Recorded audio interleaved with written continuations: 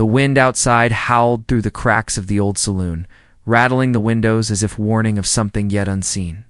Inside, a single lamp flickered on the table where a tall Apache warrior sat, his dark hair bound with a leather strap across his brow.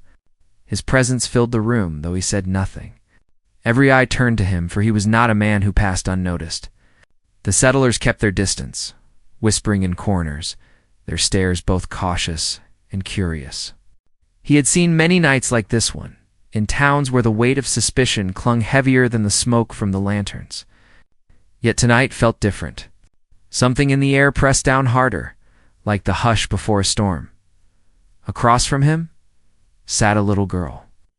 No older than 5 or 6, her cheeks flushed and her eyes wide with fear. Her small hand clutched the edge of the wooden table as if it were her anchor in a restless sea.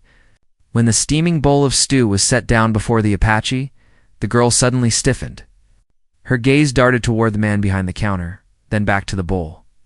Her lips quivered and her voice rose sharp against the quiet hum of the saloon. "Don't eat," the man put something in your food. The words split the air like the crack of a rifle. Heads turned, chairs scraped, and the hum of conversation died in an instant. The Apache froze, spoon halfway to his mouth, his dark eyes fixed on the girl. For a moment, he thought he had misheard her, but the trembling in her voice was too real, too desperate. She pointed with her tiny hand, shaking as she cried out again. The spoon hovered, and the silence around them thickened, pressing in from every side. No one moved. The saloon keeper, a heavy-set man with grease-stained hands, stood rooted behind the counter, his face pale under the lantern light. He looked like a man caught in a lie, but too proud to admit it. The townsfolk shifted uneasily, some glancing toward the Apache, others studying the girl as though her small voice had placed them all in danger. The warrior lowered the spoon slowly, never breaking eye contact with the child. Suspicion was not new to him. Seldom did it come in the form of a warning whispered by innocence. The girl's father reached for her arm, embarrassed by her outburst, but she jerked away and clung tighter to the table. "Please," she begged, her voice cracking. "Don't eat it." Tears streaked down her cheeks, though she did not stop pointing toward the counter. She was too young to invent a tale like this, too raw in her fear for it to be anything but truth. The Apache knew this, and something deep inside him stirred. He pushed the bowl away, the scrape of ceramic against wood echoing like thunder in the stillness. His hand rested on the table, steady, though every instinct told him danger had already walked into the room. The girl's warning was not just a cry against hunger, but against betrayal. Betrayal was something the Apache understood well. His people had tasted it time and again from men who wore uneasy smiles while hiding sharp blades. Behind their backs, the settlers began to whisper again, some dismissing the girl's words as childish nonsense, others too afraid to doubt her. A man in a black hat leaned against the wall, his eyes narrowing at the Apache. There was tension in the way his fingers toyed with the brim, as though readying for something more than idle talk. The Apache noticed, though he kept his face unreadable. The girl had gone quiet, her chest rising and falling with shallow breaths. She seemed small against the weight of the moment, yet her courage held steady. Her gaze never wavered from the warrior's face. Something about her plea struck him harder than any threat could. It was not just the warning that mattered, but the way she delivered it. With fear, yet with a strange, unshaken resolve. The Apache leaned forward, lowering his voice so only she could hear. "What did you see?" he asked. The girl swallowed, her voice barely a whisper now. He poured something from a little bottle. He thought no one saw. Her words carried the sting of truth. The warrior's jaw tightened as he slowly straightened, his chair creaking against the worn floorboards. The saloon keeper's eyes darted nervously, sweat glistening at his temple. For the first time, the townsfolk realized the balance of power in the room had shifted. No longer was this about a quiet meal or an unwanted guest. It was about life, betrayal, the fragile line between survival and ruin. The Apache did not rise from his seat. Every muscle in his body was ready. He knew this was not just about poisoned stew. It was about something deeper, something festering beneath the surface of this small town. Something that had just been pulled into the open by the voice of a child. He glanced once more at the bowl, the steam curling upward like a phantom warning, and then back at the girl whose trembling had saved him. The silence stretched thin, like a rope ready to snap. The saloon's patrons shifted, restless, uneasy, as if they too felt the rope straining. In the shadows near the door, a man coughed nervously, and that sound alone made half the room flinch. The Apache's hand moved ever so slightly toward the knife at his belt. Though he made no sudden motion, the little girl's father finally spoke, his voice strained. "She don't know what she's saying. She's just scared. That's all." But the Apache knew better. The girl had seen something. And now, whether by accident or fate, she had placed herself in the middle of it. The lamp on the table flickered again, shadows dancing on the walls. The Apache studied every face in the room, searching for intent, for guilt, for the crack in their masks that would reveal the truth. All the while, the untouched bowl sat between them, the stew growing colder with every heartbeat. Something was coming. He could feel it in his bones. The girl had thrown the first stone, and now the waters of this quiet town would not settle until the truth surfaced. He just didn't know yet whose hands were clean, and whose were already stained. And in that moment, as the saloon door creaked with the weight of the wind outside, the Apache realized one thing: he had not walked into this town by chance. The girl's warning was not just a cry for him to live, but a signal that his path had just crossed with something larger, something hidden, something dangerous. The spoon still glistened with stew untouched. The room still held its breath, and the question, as heavy as iron, hung in the air with no answer yet in sight. Would he trust the child's trembling voice, or the silence of the room that begged him to doubt? The lamp sputtered, casting long shadows. The Apache tightened his grip on the table. Somewhere behind him, a chair scraped against the floor. Then, the sound of boots approached.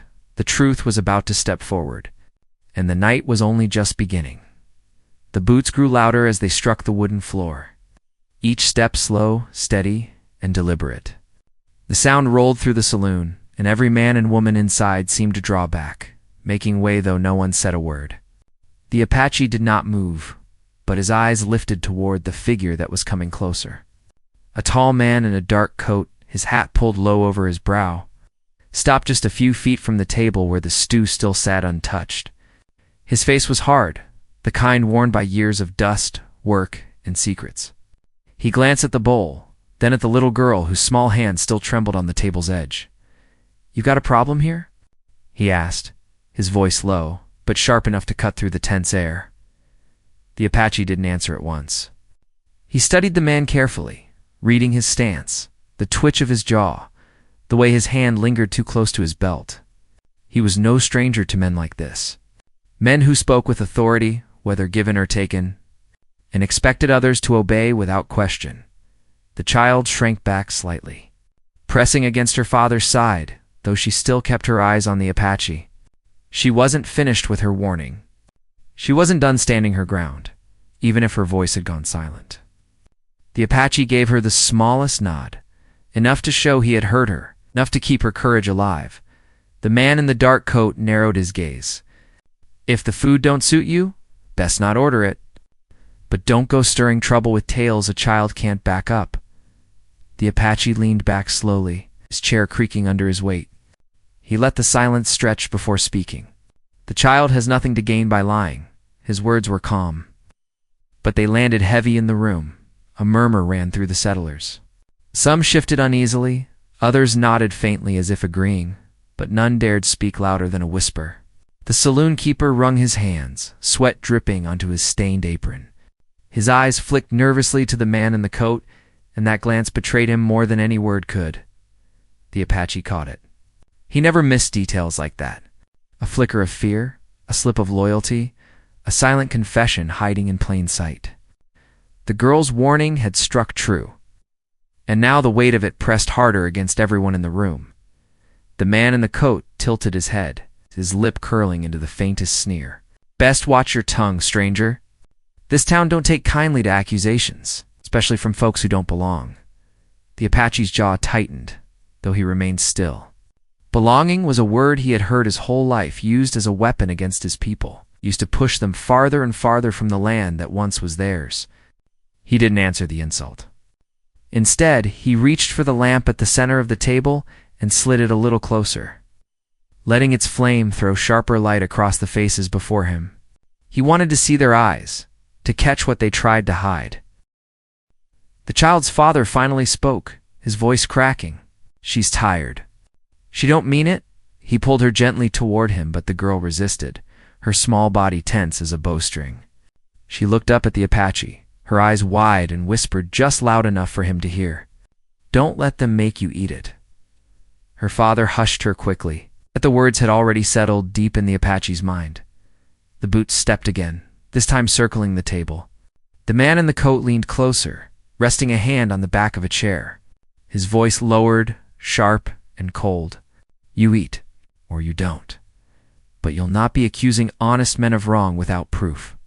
Proof. That word hung heavy, as though truth could only be weighed when written or sealed by men like him. But the Apache knew there were other kinds of proof, the kind carried in a child's fear, the kind seen in the guilty sweat of a barkeep's brow, the kind that could not be hidden no matter how much men tried to cover it. The stew still steamed faintly, surface shifting with the rise of heat. To the Apache, it was no longer food, but a challenge laid before him. He would not touch it. Yet he also knew that pushing it away entirely meant declaring open defiance. The town was already restless with his presence. Now every move mattered. He steadied himself, thinking back to the trails that had carried him here. He had not come to this town for food or drink. He had come chasing whispers, searching for something that had been taken from his people long ago. The land told stories if you knew how to listen, and the rivers carried secrets of men who thought they could hide what they had done. The Apache followed those secrets, and they had led him here to this room, to this moment. And perhaps it was no accident that the child had spoken when she did. Fate had strange ways of guiding its chosen paths. The murmurs grew louder now, some siding with the man in the coat, others with the unspoken truth that the barkeep's hands were not clean. The saloon felt smaller by the second, its walls closing in with suspicion and fear. The Apache's eyes shifted once more to the little girl. She was still trembling, but her spirit held. In her, he saw something rare, something most grown men had lost long ago. Courage born not of strength, but of pure instinct for truth. It struck him deeply, for he too had been young when he first learned how quickly lies could poison more than food. The boots clicked again. The man in the coat stood taller now, his chest puffed, his voice rising just enough to fill the room. "Eat or go. But don't bring the child into your quarrels." The Apache didn't flinch. His voice came steady. "If there is no poison, then you eat it." The words cut sharp, and the room went still once more. The barkeep froze. The man in the coat stiffened, his eyes narrowing into slits. It was a challenge he could not accept, and everyone knew it. The silence stretched, long and uneasy, until it felt like the walls themselves were waiting for the answer. But none came. The coat man only stared, his jaw tight, his hand resting now on the handle of his revolver. The Apache's hand slid near his knife, not drawing it, only resting there. A silent promise that he would not be caught unready. The child clung tighter to her father, though her eyes never left the Apache. He had become the anchor she needed, though she barely knew his name. The room breathed in shallow gasps, waiting for the moment to break. And then from the far corner, a voice spoke. A woman's voice cracked with age but clear as a bell. "The child tells the truth." All heads turned toward her. She sat hunched in a chair near the wall, gray hair spilling from a worn bonnet. No one had paid her any mind when they entered, but now her words carried like thunder. She pointed a crooked finger toward the barkeep. "I seen him. Thought I imagined it, but the child saw too." The barkeep's face drained of color. The coat man snarled, but his mask had slipped. The Apache kept his eyes steady, his mind piecing together the web that had just begun to unravel. Whatever secrets this town held, they were not meant to stay buried, and now the air was thick with something more dangerous than poison.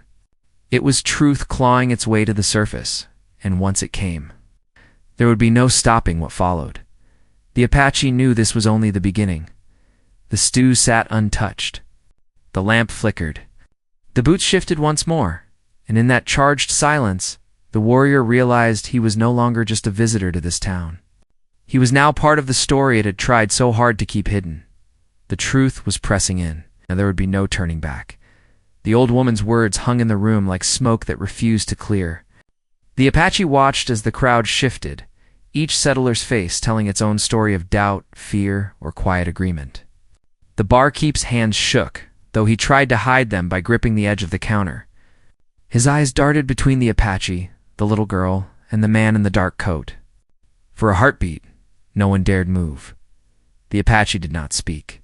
He let the silence settle deeper, let it weigh on them all. A truth revealed too quickly often vanished like dust in the wind.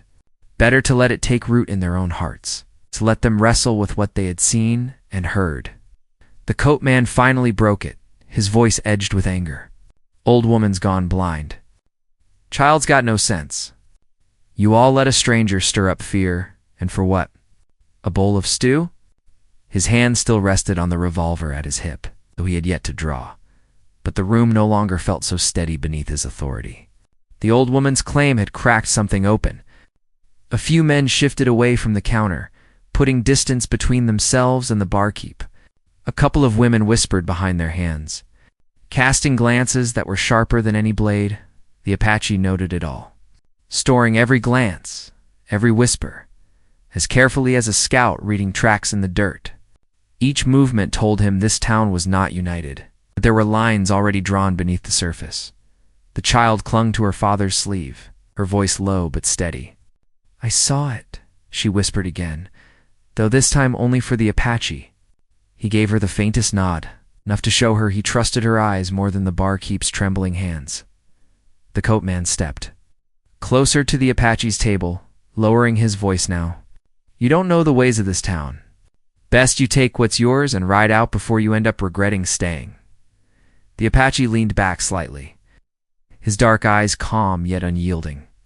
If you fear the truth, it is not me who should be leaving. The coat man's jaw tightened, and for a moment the Apache thought he might draw, but then the saloon door swung open, and the tension shifted with the sudden gust of cold night air. A pair of men entered, dust still clinging to their coats, rifles slung at their shoulders. They paused as they felt the weight of the room, then moved to a far table. Yet their presence added another layer of unease. As if more pieces of a hidden game had just been placed on the board, the Apache studied them, noting the way their eyes flicked toward the coat man and then quickly away. Like men who took orders but didn't wish to show it openly, the little girl finally sank into her father's lap. But her gaze stayed locked on the Apache. Something unspoken had passed between them, a thread that tied them together now. Her father, however, seemed eager to bury it, shushing her again and nodding nervously toward the barkeep, as though begging for the matter to be dropped. But matters like these did not drop. They spread like fire when the grass was dry. The Apache rose slowly from his seat. The chair scraped back and every head turned. He stood tall, his shadow long under the flickering lamplight. I will not eat, he said, his voice calm, though it carried the weight of finality. The barkeep opened his mouth as if to protest, but the words died on his lips. His guilt was already written in the lines of his face. The coat man sneered, but he did not force the issue. Instead, he turned toward the room, trying to reclaim control. Enough of this nonsense. Eat or don't, but leave the rest of us in peace. The Apache knew peace was the one thing this town no longer had. He stepped toward the door, his boots steady, though his senses stayed sharp. He felt eyes follow him, felt the fear and curiosity trailing in his wake. He stopped just long enough to glance back at the girl. She lifted her small hand slightly, as if in silent farewell. Her eyes pleaded with him not to vanish. Outside, the night air bit cold against his skin. The sky stretched wide, stars glimmering like 1,000 eyes watching from above. He pulled his coat tighter and paused near the hitching post, his horse waiting patiently, breath steaming in the cool dark. He should have left. The road was open, the plains endless. and his journey had already taken him far from where he began. Yet something rooted him there. It was not just the girl's warning. It was what lay behind it. A town that hid its secrets too carefully, men who held power too tightly, and a barkeep too willing to poison in silence. Such acts were never random. They grew from deeper soil, from grudges and greed that festered beneath the surface. The Apache had followed many trails in his life, and he knew the signs of one worth walking. This was not about one bowl of stew. It was about why it had been offered at all. He stood still, the wind carrying faint sounds of the town settling into uneasy quiet. Somewhere, a dog barked. Somewhere else, a door slammed shut too hard. This place breathed with tension, and he was now part of it. Behind him, the saloon door creaked open. He turned slightly to see the old woman stepping into the street, her form hunched but steady. She shuffled toward him, her bonnet pulled low, her voice rough but clear. "You were right not to touch it. They think they can hide what they've done, but poison leaves stains no cloth can wash." The Apache studied her carefully. "You know more," her eyes clouded but sharp beneath the years, lifted to his. "I've seen too much in this town. Seen men pay others to do their dirty work, seen good folks scared into silence. But I also know when truth starts clawing its way out, there's no stopping it." She glanced back toward the saloon, her voice dropping lower. "Be careful. You're stirring waters they've worked hard to keep still." He gave a small nod. Her words were warning enough. She left him then, disappearing into the shadows of the narrow street, leaving only the sound of her cane tapping softly against the ground. The Apache turned back to his horse, but did not mount. Instead, he stood there in the dark, thinking. The trail he followed had led him here, though he did not yet know why. But now he sensed that what he saw, answers, justice, or something in between, was tangled with the fate of this town. From the far end of the street, the faint glow of lanterns marked where the sheriff's office stood. He knew the man in the coat must hold sway there. Men like him always did. Power rarely walked alone.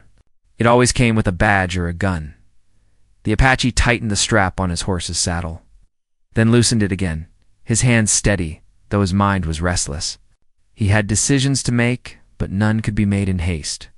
Inside the saloon, stew would already be cooling, forgotten, yet not forgotten.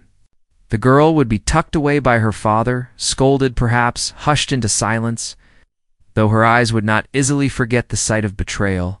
Children carried truths long after grown men buried them. As the night deepened, a distant coyote's cry cut through the silence. The Apache lifted his head, listening. To him, it was no random sound. It was a reminder that even in the quiet, hunters prowled, waiting. The conflict had only begun to show itself. The barkeep's trembling hands, the coatman's cold authority, the girl's desperate courage all were pieces of a larger story, one that was far from reaching its end. He would not ride out tonight. The road could wait. The truth could not. Somewhere in the shadows, he knew eyes were watching. Whether friend or foe, he could not yet tell. But he welcomed it. For a hunter knew that being watched was only half the game. The other half was knowing when to strike. The Apache stood there, silent under the stars, the tension of the town pressing close. Nothing was resolved. Nothing was safe, and the night promised only more shadows to come. The Apache stayed under the stars longer than he expected, waiting for the night to show him its secrets. The quiet town was not truly quiet. It breathed with unease, every creak of wood and flicker of lamplight hinting at things buried too deep for comfort. He had faced many dangers on the plains, but this was a different kind of fight. Here the weapons were not only guns and knives, but lies and whispers that poisoned hearts as easily as any stew. When dawn broke, pale light creeping across the rooftops, he was still awake. The horse shifted beside him, snorting in the cold air. From the corner of his eye, he saw movement. The little girl from the saloon stood barefoot near the doorway of her home, clutching a worn blanket around her shoulders. Her eyes found him again, and without a word, she stepped closer.